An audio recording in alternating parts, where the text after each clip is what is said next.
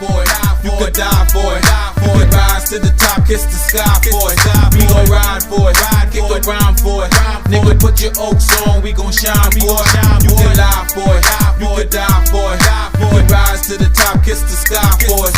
We gon' ride for it, kick around for it. Nigga, put your oaks on. What's good? It's your boy OD the GM. Playoff Saturday, NFL. But first, I want to get into some Dolphins talk. This is a Dolphins channel, by the way. So, I ain't been on in a minute. Y'all see that, I got confused in the middle of the season. I trying to figure out exactly what this season was about. I thought we were trying to get at least a top 2 pick. I said in the video the Dolphins were trying to get a number 1 pick, but knowing Miami, they would screw it up, end up at least a 2nd. We didn't even get that. So, ended up with the 5th overall pick. And maybe the football gods put it that Tua got hurt. I wish it wasn't so. And maybe he's sitting there at 5. Who knows? But I would have taken Chase Young as a consolation prize, but we even out of his range at the moment. So I don't know. There's been some changes. Everyone knows O'Shea got fired. I wanted to get up and just do a video right away, but I was in my feelings. Because I think a lot of us, we like the direction the offense was heading in. But Brian Flores saw it a different way. I think a lot of the players complained about the complexity of the offense. It was just too much. There's too much checks, too much things to get down, too much options. And players, it made you think more than actually play. One side of the argument is Brian Flores said he wants smart football players. So if you're smart, you'd pick it up, and it could be a dominant offense, but maybe you want to simplify that Josh Rosen couldn't get on the field. You heard talks about him from college that he took a while to catch on to the offense, but when he got it, he really got it. But with this offense, it was just too much, it was too complicated. So they moved on from O'Shea, moved on from the Guglielmo, and moved on from the safeties coach, Tony Oden, and now here comes Chan Gailey. Chan Gailey is going to be 68 years old this week. Last time he was in the league, I think he was with the Jets. Ryan Fitzpatrick threw 30 touchdowns on him, but also laid an egg the very next season. Was benched multiple times. For that Chan Gailey, I don't think he's ever had a top offense in the NFL, and he's 68. Hasn't coached since 2016. I don't know how it's gonna work out. He's never groomed a top rookie signal caller. Never made one into a star or even a viable passer. I don't know how much stock we are gonna, put into this guy. So, we ended up with the 5th pick. Maybe in Tua range. Fitz. Everyone likes Fitz. Hopefully he comes back for another year. Rosen, I am confused. I do not know what they're going to do with Josh Rosen. I would like to see the kid get a shot. I think the kid can play. He was a 1st-round pick. So I just confused on Rosen, why the trade happened. Heard something that said maybe it was O'Shea that asked him to trade for Rosen, and now it didn't work out. I don't know. I confused is an understatement about Rosen, and maybe Flores, should I trust Flores? I think Flores is a capable head coach. I really do think he demands excellence. I see that. So no one's safe. If you're not doing your job. So I hope they can get it right down there in South Florida. So, you know, I want to talk about NFL playoffs a little. Uh, so let's talk about some notable free agents. People talked about Tom Brady, first time hitting free agency in 20 seasons. Talks about him in Miami. No, no. I do not want Tom Brady. Never entertained it. It will bring credibility to the organization. He will, we get 4 primetime games automatically, if not more. We get a lot of coverage because it's Tom Brady. And he would help the transition of whoever the quarterback may be. And the 2 guys I like, well, we all know I love Tua. And I like Jordan Love's upside. Maybe he sits for a year, because he's a little raw, so maybe he sits for the year, but that guy is a talented guy. He off-platform throws. He is pretty good. AJ Green, no, always hurt. Clowney, I think you pay Clowney and you bring Clowney in. You try to trade for him, it didn't work out. Maybe he sees the dollar signs in Miami and now the direction the defense is headed. He's a fit. He's a fit for what we do on defense. I feel you go and get Jadeveon Clowney. I think Everson Griffin is going to hit because he hit some type of milestone in his contract that allows him to be a free agent. I don't think the club option will hold. Everson Griffin, I don't think he's a fit in what we do down there. He's more of I think a 4-3, and I don't know if that'll work out. I don't think so. Dante Fowler, maybe he can play with us. I think it might be a fit. Emmanuel Sanders is a guy like I'm high on him. You put him in the slot at his age. You don't know what you're gonna do with Albert Wilson right now. And you play ball because I don't think they're gonna draft a guy like Jerry Jeudy or any wide receiver in the first or second rounds. I love Jerry Jeudy coming out of Alabama. I love that guy. He can play. But I don't think, that is feasible at this point. Anthony Costanzo, from the Colts, he's a decent left tackle, and maybe the contract mightn't break the bank. You can bring him in, that'll be an upgrade over what we have right now, point blank. So he's a guy. Jimmy Smith from the Ravens, yes, you put him opposite Xavien Howard. We don't know what's going to happen with Xavien Howard. Let me speak on Xavien Howard a little bit. Got in a situation with his living girlfriend or fiance, whatever you want to call it. They have 3 kids together, and it was a purchase of a bag or something. I don't know all the details, but he gripped her by her wrists and they had an argument. He may have pushed her a little. She fell over his cane or his crutch or whatever it is. She called the police. Automatically. Women always want to call the police the minute an athlete touches them. If he was a regular guy she was living with, she probably wouldn't have. He's an athlete.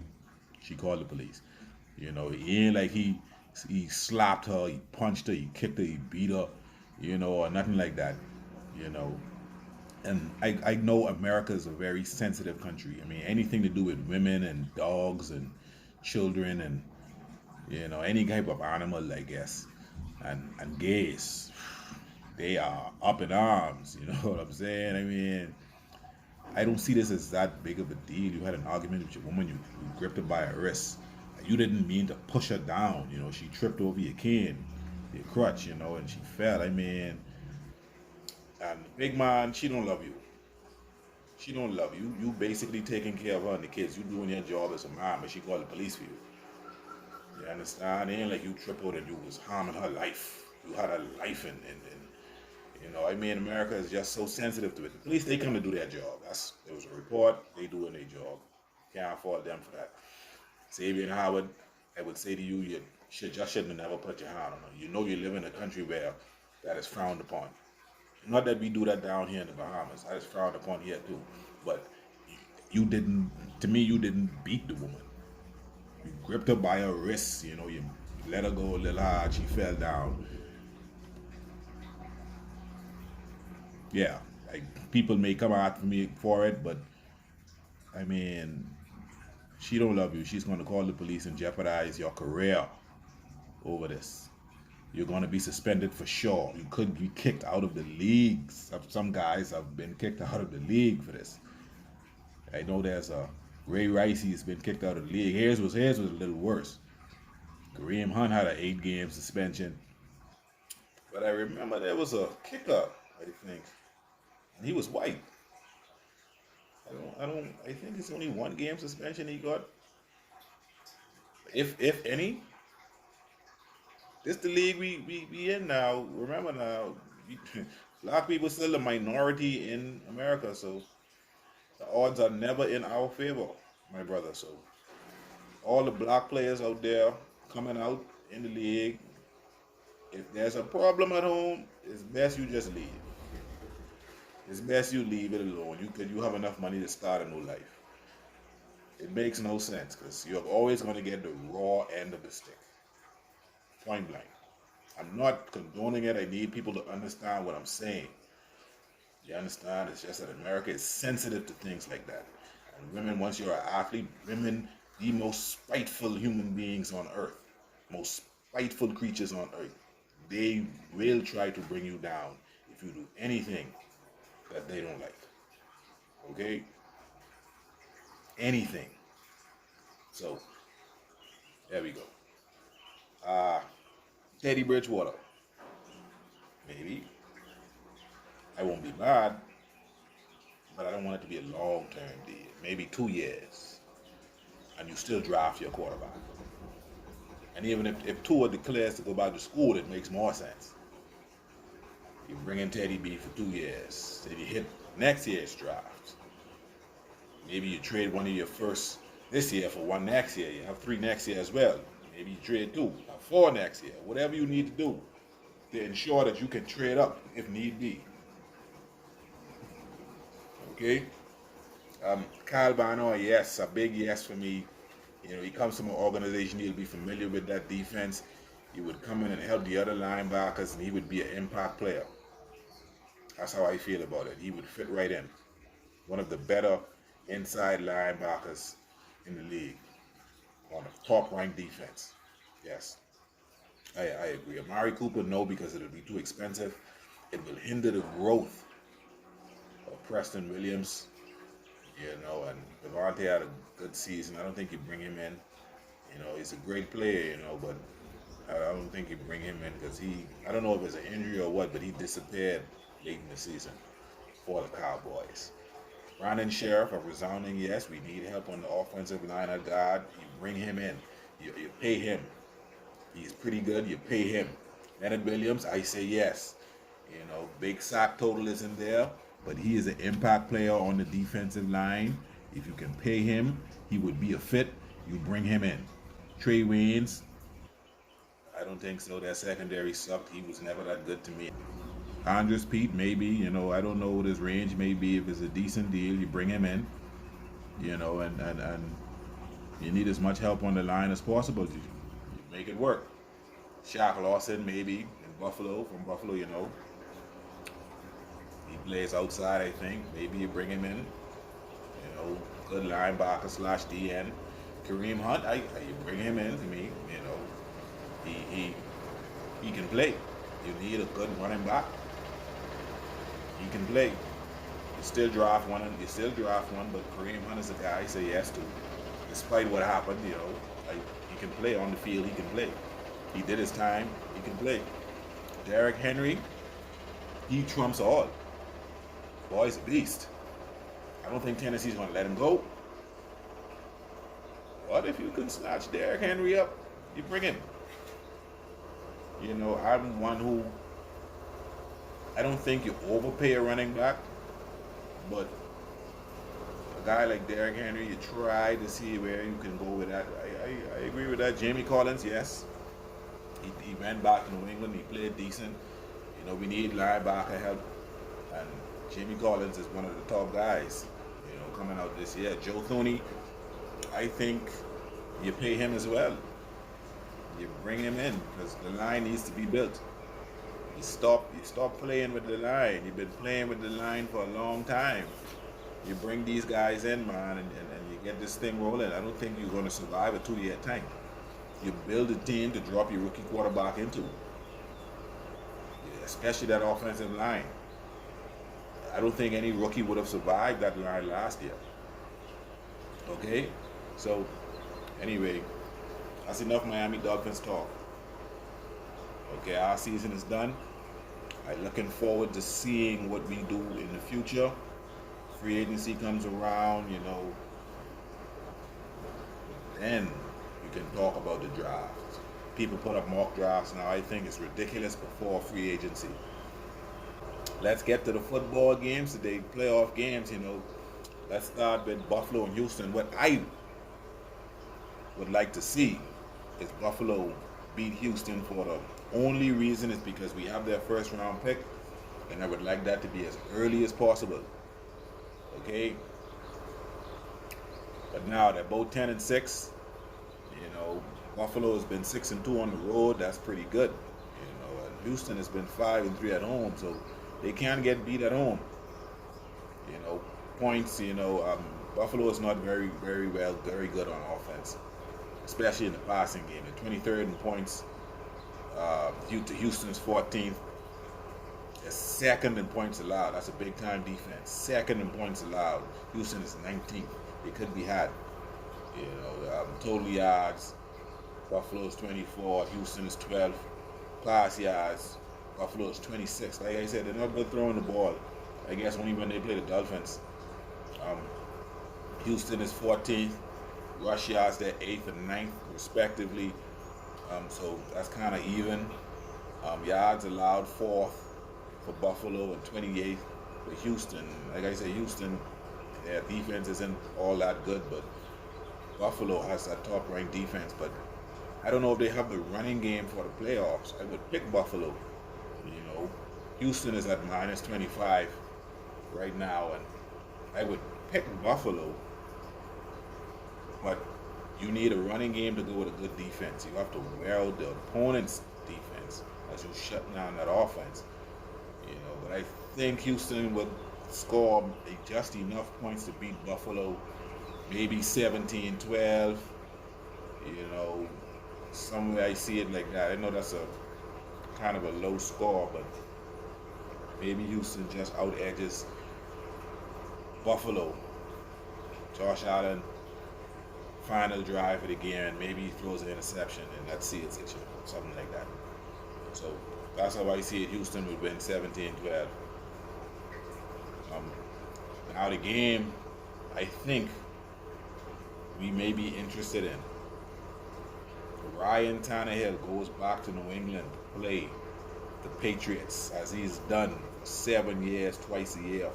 So that's 14 times he's played the Patriots, and he's beaten them over and over and over in South Florida, but not in New England. But I think they get it done.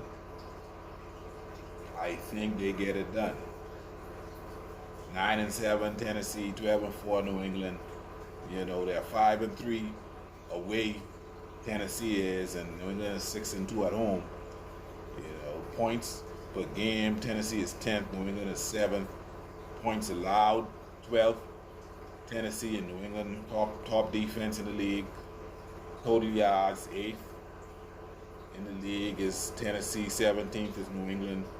Pass yards, Tennessee is 21st. New England is 9th. Tannehill is the top-rated quarterback in the NFL coming to the end of the season. Rush yards, 3rd is Tennessee, behind the monster that is Derrick Henry. And 18th is New England. They use about 65 running backs in the back there to try to move the football. Yards allowed, Tennessee is 21st, New England is 1st. That's a top defense over there. Miami exploited them a little. Maybe you watch a little Miami tape and you see how the Dolphins did it. And AJ Brown, you use him like Devontae Parker or, you know, some of what you did all season. But you don't want to do it too much because, you know, Belichick and that coaching staff, they're pretty smart. They will figure it out. You know, so AJ Brown, Derrick Henry, Ryan Tannehill, I think it's too much for New England this time. I think it's too much. Tom Brady in that offense, you know, they don't have a big-time wide receiver over there. You know, Brady, he's won without big-time wide receivers, but this year it looks pretty bad. And he doesn't look like the Tom Brady of old. You know, he's 42 now, so eventually you have to slow down. It's just a must. I don't want him or any of you New England fans to feel bad about it. It must come to an end sometime. Okay? And I think Ryan Tannehill and the boys get it done in New England today. 24-17. Tennessee Titans over the New England Patriots today. You heard it here from OD to GM. Okay? I hope everybody's blessing in 2020. Triples. You know, maybe you do exceedingly good this year, and let's go and get it. Miami Dolphins all day. OD to GM. Big link.